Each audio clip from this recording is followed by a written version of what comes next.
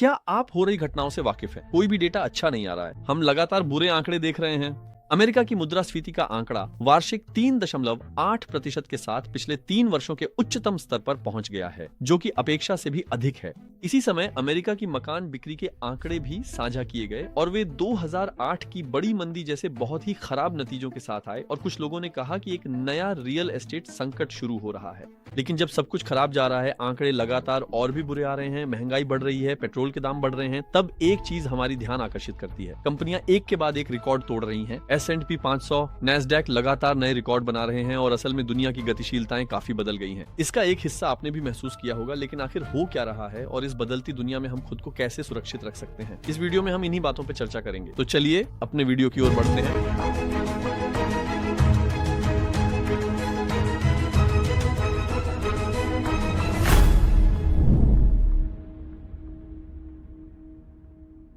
अब दोस्तों, हम महंगाई के आंकड़ों से शुरू करते हैं। ये हमारे लिए सबसे महत्वपूर्ण आंकड़ों में से एक है। उम्मीद थी कि वार्षिक दर से यह 3.7% रहेगा। साथ ही मार्च महीने में यह आंकड़ा 3.3 आया था।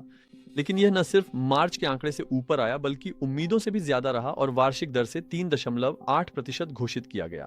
यह आंकड़ा दोस्तों पिछले 3 सालों की सबसे ऊंची दर है। असल में जब ट्रंप आ रहे थे तो उन्होंने क्या कहा था? हम कम ब्याज दरें लाएंगे, ब्याज दरें घटाएंगे, महंगाई को कम करेंगे। लेकिन इस समय हमारे सामने जो तस्वीर है उसमें न सिर्फ ब्याज दरें ऊंची हैं, बल्कि महंगाई भी ऊंची है। ऐसा कई देशों में हो रहा है, लेकिन फिलहाल अमेरिका में भी यही स्थिति है। क्या कहें, लगता है कि फिलहाल चीजें ट्रंप की उम्मीद के मुताबिक नहीं चल रही हैं और हमारी 3 साल की कड़वी दवा बेकार जाती दिख रही है। अगर ध्यान दें तो क्रिप्टो में भी हमने बहुत तकलीफ झेली है। 3 सालों से ऑल्ट कॉइन में ढंग से कोई बढ़ोतरी नहीं देखी गई है। जब ट्रंप के जीतने की संभावना थी, वो शायद 20-24 का दिसंबर था, उस समय यानी नवंबर-दिसंबर में अच्छा खासा शो किया था, यानी 25 के ऊपर। 26 में हालात खराब जा रहे हैं और हमारे सामने कोई खास अच्छा संकेत भी नहीं है। मतलब ऐसा कोई संकेत नहीं है जो दिखाए कि चीजें सही दिशा में जा रही हैं। महंगाई के आंकड़े 3 साल के उच्चतम स्तर पर हैं। लगता है 3 साल की कड़वी दवा बेकार गई। तो फिर क्या हुआ? अब तो आप लोग इस विषय को जान ही गए हैं। हॉर्मुज जलड़ मरुमध्य, इसके बंद होते ही पेट्रोल की कीमतें उछल गईं, जिससे महंगाई बढ़ी और दाम करीब दोगुने हो गए। मतलब अगर कोई यह उम्मीद करे कि इससे भारी महंगाई नहीं होगी तो वह मूर्खता ही होगी। हम बहुत गंभीर महंगाई का सामना कर रहे हैं। इसके अलावा अभी दुनिया में कई उत्पादों में इसका असर पड़ा ही नहीं है। इसका असर देर से होता है। फेड ने क्या कहा था? हमारा महंगाई लक्ष्य 2% है, आने तक संघर्ष जारी रहेगा। पर अभी महंगाई कम नहीं हो रही है।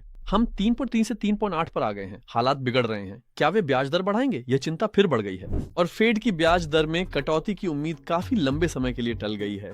शायद इस साल के अंत में एक बार ब्याज दर घटाई जा सकती है। दिसंबर महीने में उम्मीद इसी दिशा में है, या फिर 20-27 में कोई ब्याज कटौती हो सकती है। फिलहाल ब्याज दर में कोई कटौती नहीं है। यह हमारे लिए सच कहें तो बुरी बात है, बहुत बुरी बात है। उच्च ब्याज दर क्या थी? इसका मतलब था कठिन जीवन। यह सभी देशों के लिए लागू है। वैसे पिछली बैठक में 4 सदस्यों ने वास्तव में ब्याज दर बढ़ाने की मांग की थी और यह एक रिकॉर्ड मतभेद है। आमतौर पर फेड के सदस्य एकमत से फैसला लेते हैं, लेकिन यह एक रिकॉर्ड मतभेद है। 1992 से अब तक फेड में सबसे बड़ा मतभेद देखने को मिला है। और क्या आपने यह महसूस किया?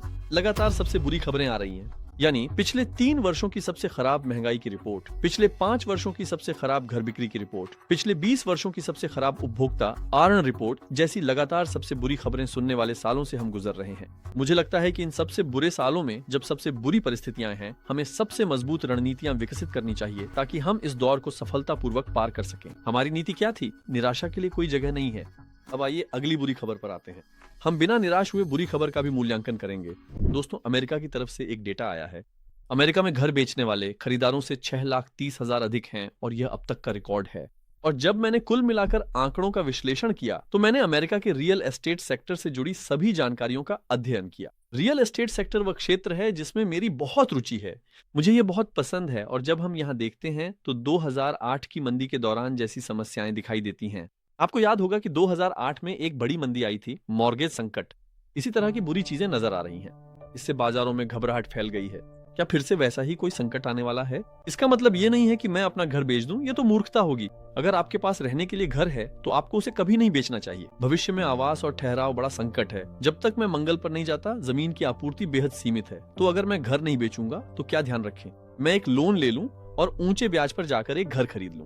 वैसे भी इसकी कीमत बढ़ेगी, इसे बेच दूंगा या किराए पर दे दूंगा। ऐसे में अगर क्षमता है तो निश्चित रूप से अपना खुद का घर खरीदना चाहिए।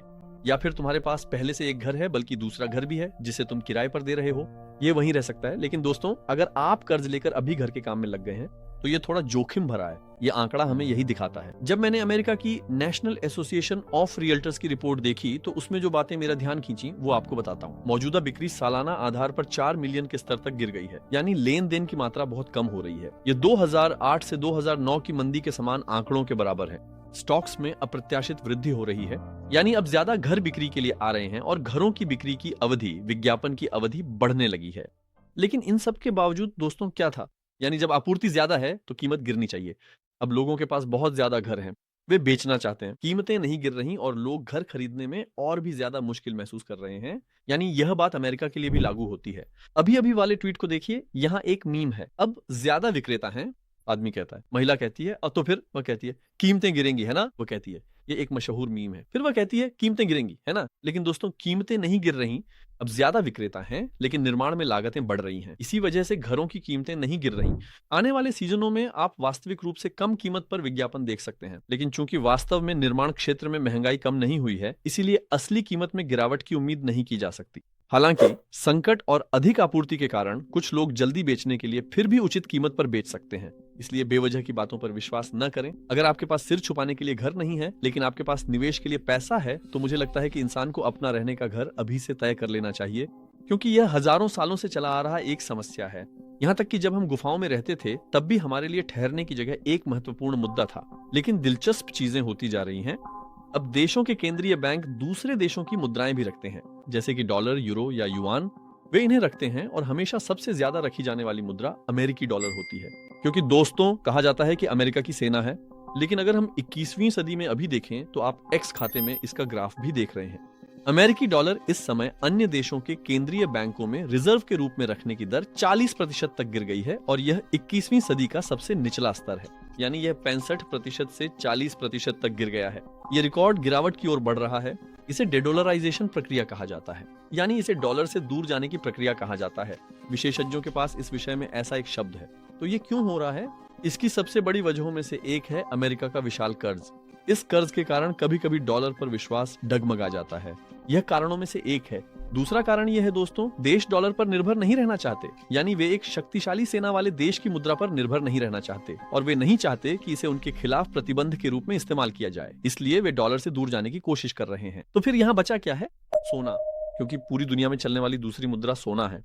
यहाँ तक कि एक और विकल्प बिटकॉइन भी है। इसी वजह से देश सोने की ओर ध्यान केंद्रित कर रहे हैं और सोने की कीमत ने रिकॉर्ड तोड़ दिए हैं। लोग कहते थे कि क्या वाकई सिर्फ 10% बढ़ने के लिए सोने में निवेश किया जाए या 20% डॉलर के मुनाफे के लिए सोने की तरफ भागा जाए, लेकिन सोने की कीमत दोगुनी हो गई। तो आप आसानी से सोना कहां से खरीद सकते हैं?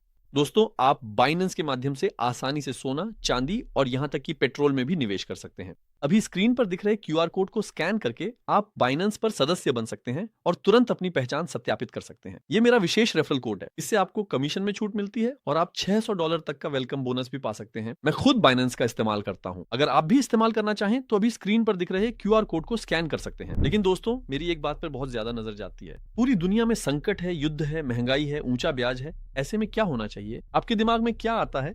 कंपनियों को मुश्किल में होना चाहिए, है ना?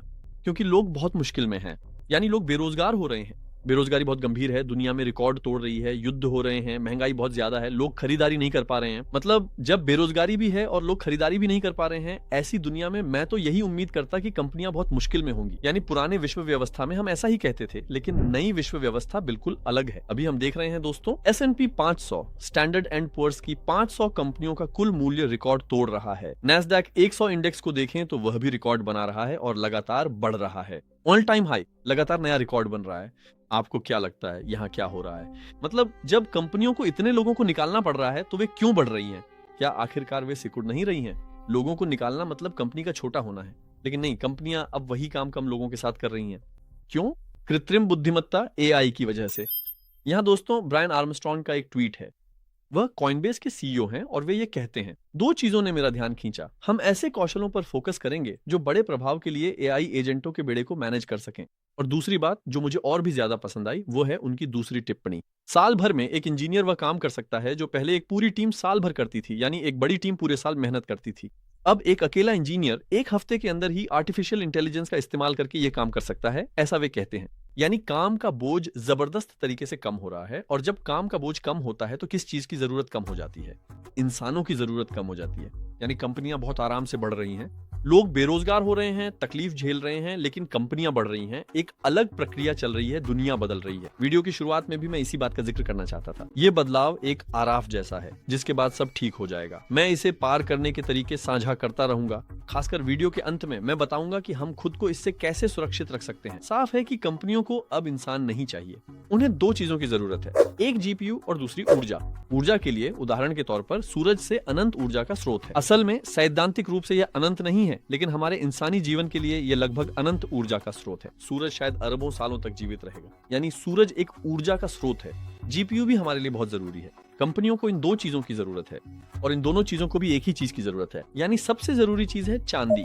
तो दोस्तों, दुनिया जिस एआई की ओर बढ़ रही है वह सच में बहुत प्रभावी ढंग से आगे बढ़ रही है, और स्क्रीन पर आप चांदी का ग्राफ देख रहे हैं। चांदी का ग्राफ एक ऐसे ऑल्ट कॉइन की तरह बर्ताव कर रहा है जिसमें बहुत सारे शून्य होते हैं। ये भयानक रूप से ऊपर गया है। अचानक हमने देखा कि चांदी $120 तक पहुंच गई। अभी ये $88 है।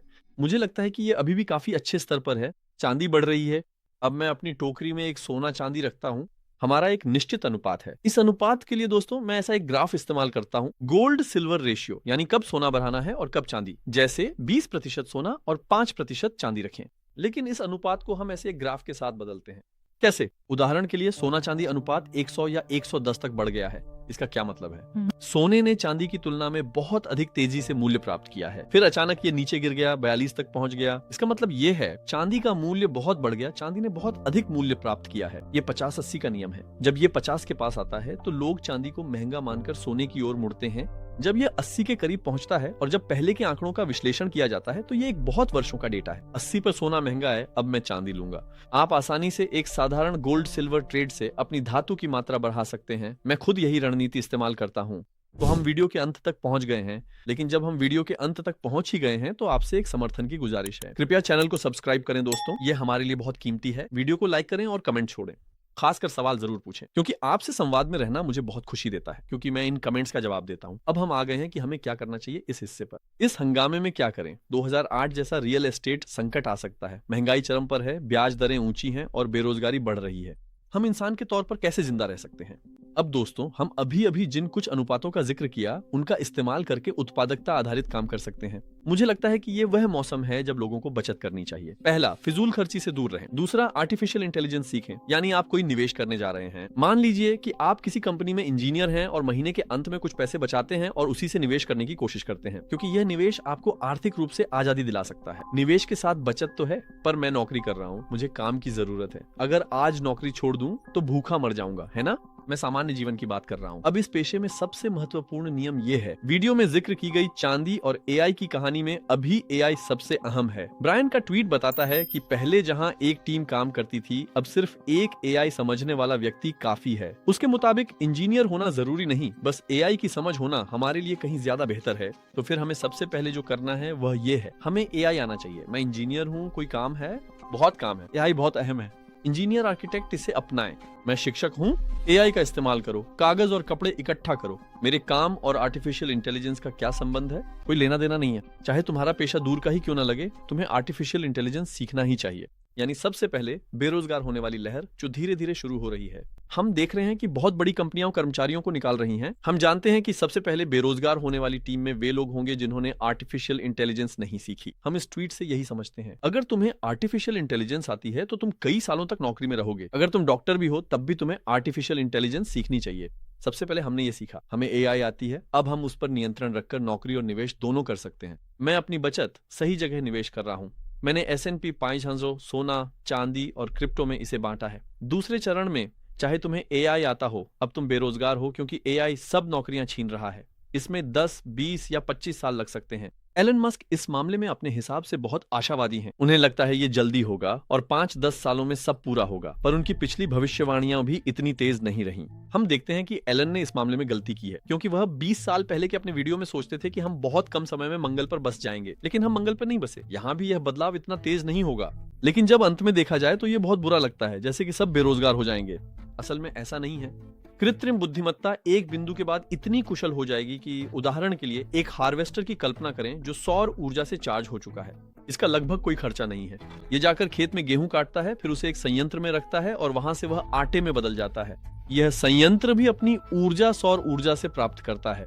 यहाँ तक कि इस संयंत्र के सौर पैनल भी रोबोट्स ने बनाए हैं। इसके बाद रोटी तैयार होती है। अब इस रोटी की लागत बहुत बहुत बहुत कम हो गई है। बस ऐसा ही है। एलन इसे सार्वभौमिक समृद्धि का मौसम कहते हैं। मुझे लगता है कि ऐसा एक मौसम जरूर आएगा। यानी अगर अब सब कुछ रोबोट्स करेंगे और हम सौर ऊर्जा से मुफ्त बिजली इस्तेमाल करेंगे, अगर सब कुछ मुफ्त हो जाएगा तो इंसानों के लिए भी एक सार्वभौमिक समृद्धि आएगी। मुझे लगता है ऐसा ही होगा। लेकिन आपको वह अराफ का मौसम, जिसके बारे में मैंने वीडियो की शुरुआत में बात की थी, वही मौसम पार करना होगा। क्या ये 15 साल होगा, 25 साल होगा या 7 साल होगा, ये हम देखेंगे। लेकिन हमारे पास एक रणनीति है। हम AI सीख कर करियर आगे बढ़ा रहे हैं और बचत कर रहे हैं। बेरोजगारी बढ़ाने पर यही बचत हमारी कंपनियां, बिटकॉइन और इथेरियम हमें वित्तीय आजादी देंगे। इस तरह हम खुद को संकट के लिए तैयार कर रहे हैं। उम्मीद है आपको वीडियो पसंद आया होगा।